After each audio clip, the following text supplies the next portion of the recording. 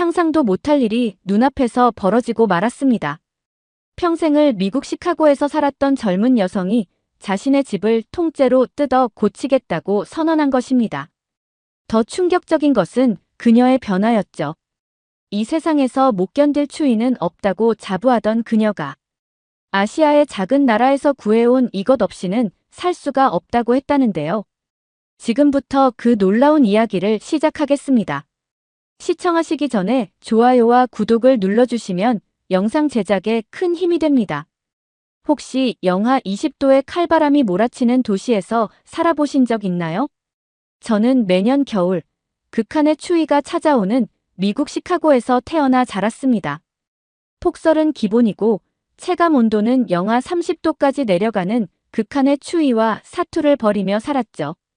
근데 말이죠. 제 인생의 터닝 포인트가 될 줄도 모르고 시작한 이번 한국 여행이 저를 완전히 뒤흔들어 놓았습니다. 시카고의 혹한을 이겨낸 저는 한국의 겨울을 우습게 생각했거든요. 하지만 제 생각은 완전히 빗나가고 말았습니다. 모든 건 저의 절친한 친구 사라의 한마디로 시작됐어요. 어느 날 사라가 한국의 겨울 길거리 음식 영상을 보여주면서 이렇게 말하더군요. 클레어, 너는 꼭 한국의 겨울을 경험해봐야 해. 특히 호떡 말이야. 갓 구워낸 호떡 한 입이면 네가 지금까지 겪어본 모든 겨울이 무색해질 거야. 처음엔 반신반의했습니다. 세계 각국의 길거리 음식을 리뷰해온 제가 아직도 놀랄만한 맛이 있을까 싶었거든요. 하지만 호기심이 발동했어요. 유튜브와 블로그에서 한국의 겨울 길거리 음식을 검색하기 시작했습니다. 그러다 발견한 영상들이 저를 완전히 사로잡았어요.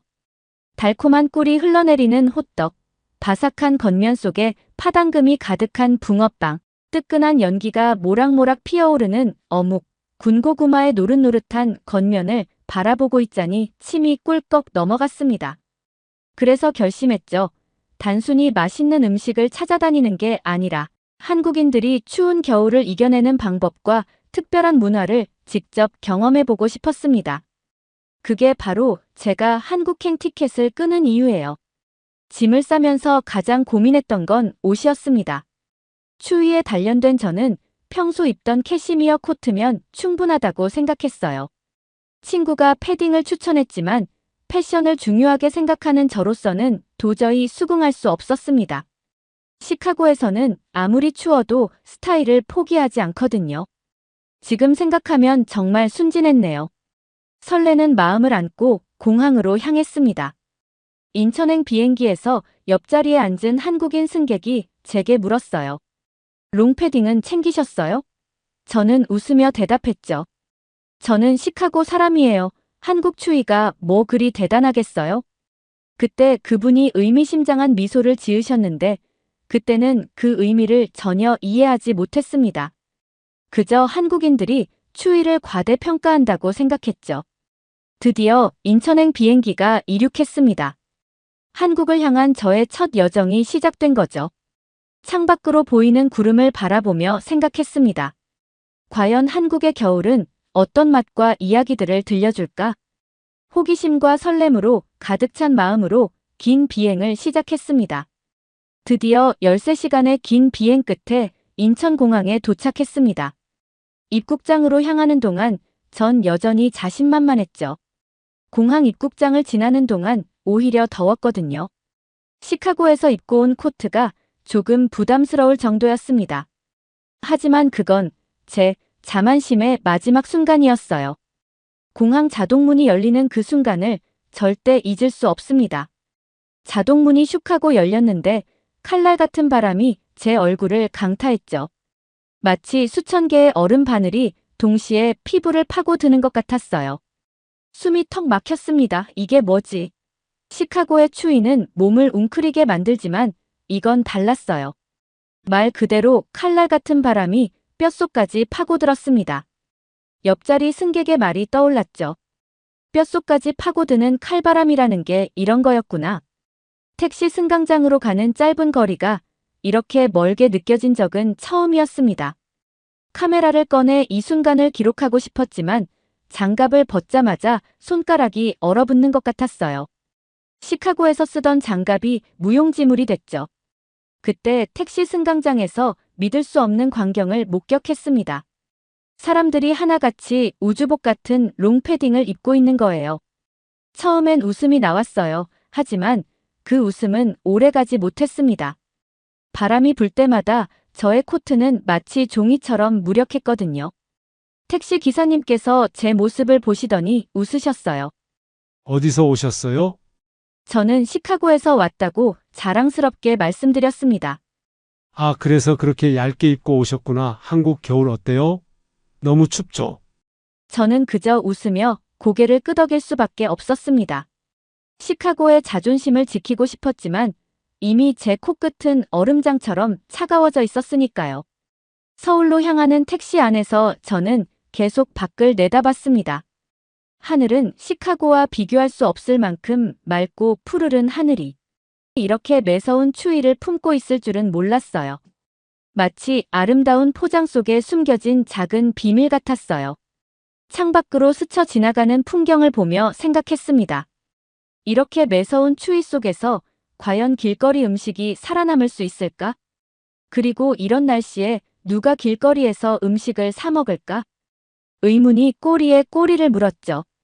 하지만 시내로 들어설수록 제 의문은 곧 호기심으로 바뀌었습니다.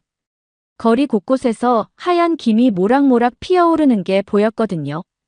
정체가 궁금해졌습니다. 어떤 곳에선 달콤한 냄새가 코끝을 스치고 지나갔고 또 어떤 곳에선 고소한 향이 바람을 타고 날아왔습니다. 택시 기사님의 설명이 제 귀를 사로잡았어요. 저기 보이시죠? 호떡 파는 곳인데 이맘때가 제일 맛있어요. 추운 날 길거리 음식이 더 맛있는 건 한국의 겨울이 비결이죠. 그 순간 이 도시에는 뭔가 특별한 게 있구나 하는 설레임이 느껴졌습니다. 오히려 이 매서운 추위가 특별한 맛의 순간을 만들어내는 건 아닐까 하는 생각이 들었지만 아직은 반신반의하는 마음이었습니다.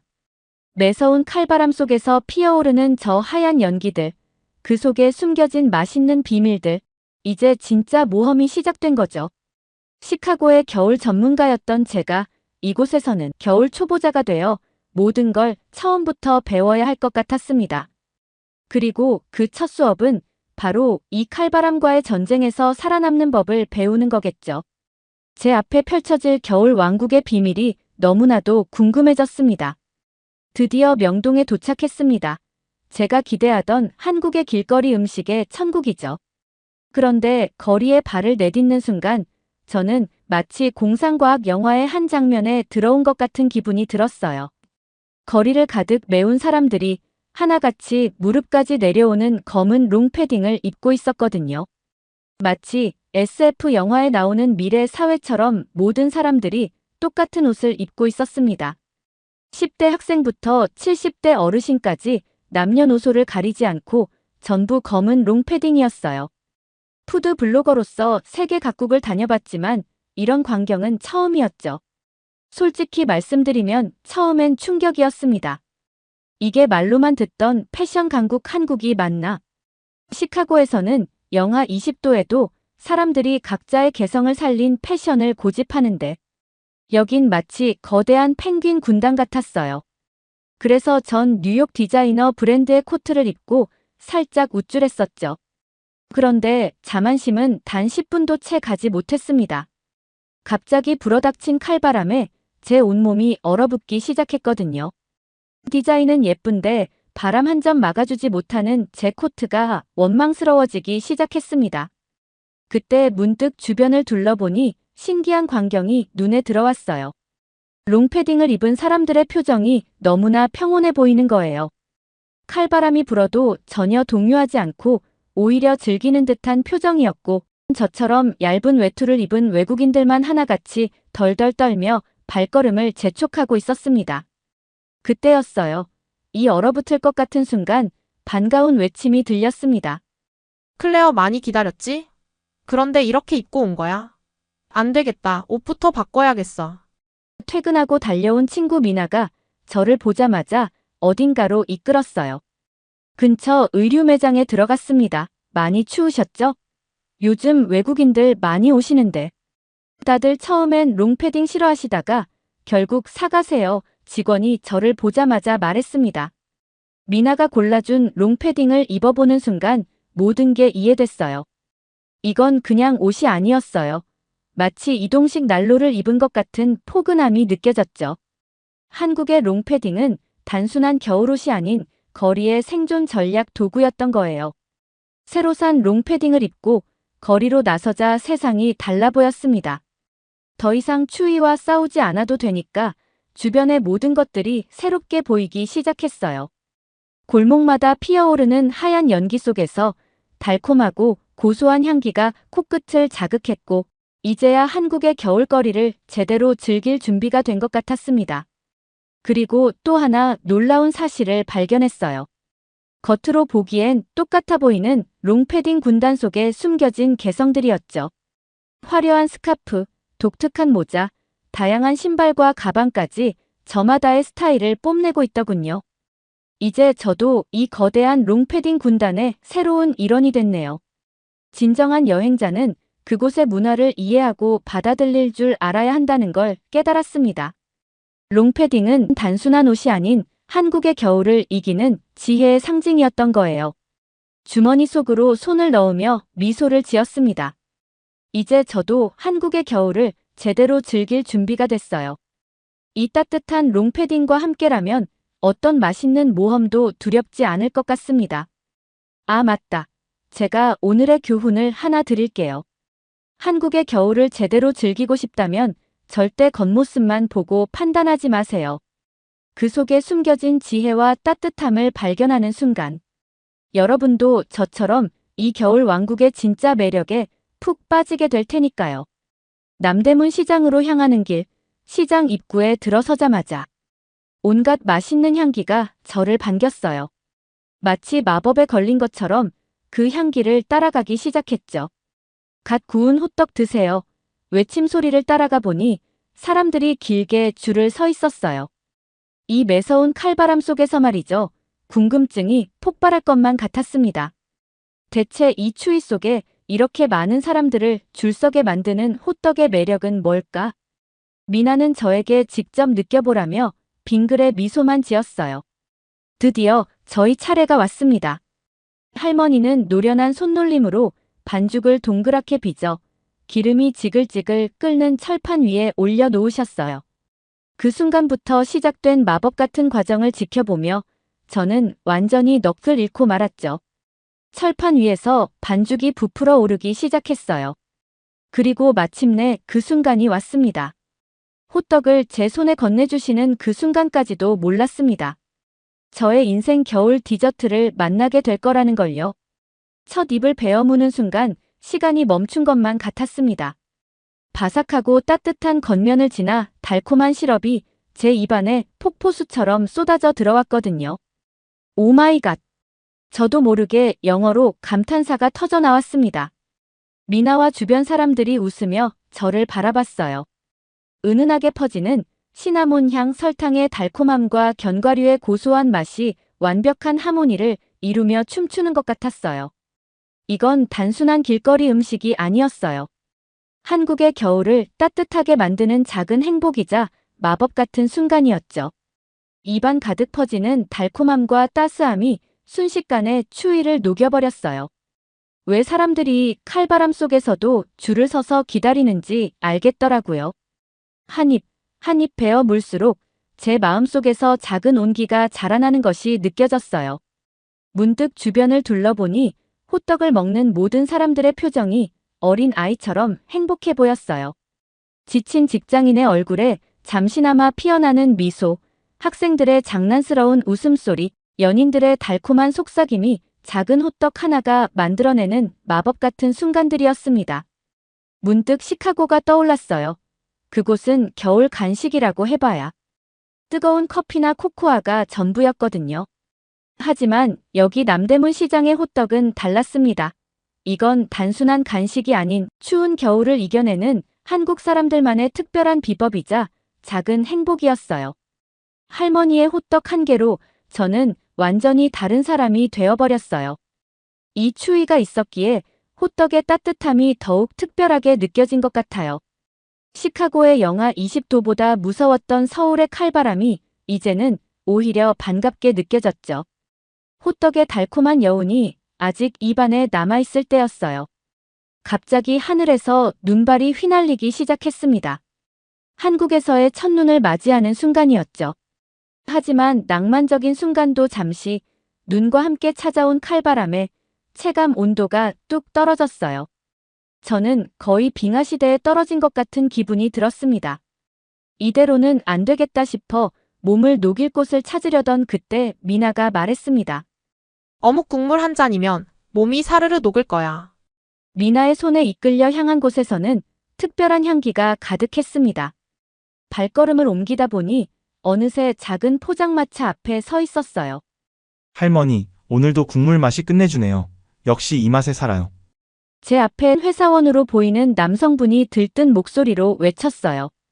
따뜻한 어묵 국물 한 모금 마셔봐요. 몸이 얼어붙었겠네. 저희에게도 따뜻한 어묵 국물을 건네주시며 말씀하셨어요. 할머니의 목소리에는 마치 내 딸을 걱정하는 것 같은 따뜻한 정이 묻어났습니다. 두 손으로 조심스레 어묵 국물이 담긴 종이컵을 받아들었고 한 모금 마시는 순간 온몸으로 따뜻한 기운이 퍼져나갔습니다. 어때? 몸이 녹아내리는 것 같지? 미나가 들뜬 목소리로 물었습니다. 마치 제 몸속에 작은 태양이 떠오른 것 같았어요. 국물에 떠있는 어묵 한 조각을 건져 먹어보았어요. 부드러우면서도 쫄깃한 식감과 국물이 어우러져 만들어내는 맛의 하모니는 그야말로 환상적이었죠. 텀블러에 넣어서 하루 종일 들고 다니고 싶은 맛이었습니다. 이 환상적인 맛의 비결이 뭐예요? 제가 물었더니 할머니가 수줍은 미소를 지으며 대답하셨습니다. 비결이 뭐 있나? 매일 아침 정성껏 우려낸 국물에 손님들을 생각하는 마음을 담는 거지. 그 순간 저는 울컥했어요. 시카고의 화려한 레스토랑에서도 느끼지 못했던 감동이 이 작은 포장마차에서 느껴지다니. 이게 바로 한국의 정이구나 싶었죠. 가격은 3,000원 남짓이지만 그 속에 담긴 마음만큼은 그 어떤 값비싼 음식보다 소중했습니다. 오늘 저는 단순히 어묵 국물을 마신 게 아니라 한국의 겨울이 가진 특별한 따뜻함을 배웠어요. 날씨는 추워도 마음만은 뜨거운 이곳에서 새로운 의미의 겨울을 발견했답니다. 이제 저는 알았어요. 한국의 겨울을 이기는 방법은 따뜻한 어묵 국물 한 모금에 있는 게 아니라 그 속에 담긴 따스한 마음 한 줌에 있다는 걸요. 차가운 바람이 불수록 더욱 따뜻해지는 이곳이 바로 진정한 겨울의 매력이 아닐까요? 어느새 해가 저물고 서울의 밤이 찾아왔습니다. 밤 공기는 더욱 매서워졌죠. 미나는 미스터리한 미소를 지으며 말했어요. 이제 진짜 한국의 겨울 비법을 알려줄게. 찜질방에 가자. 찜질방.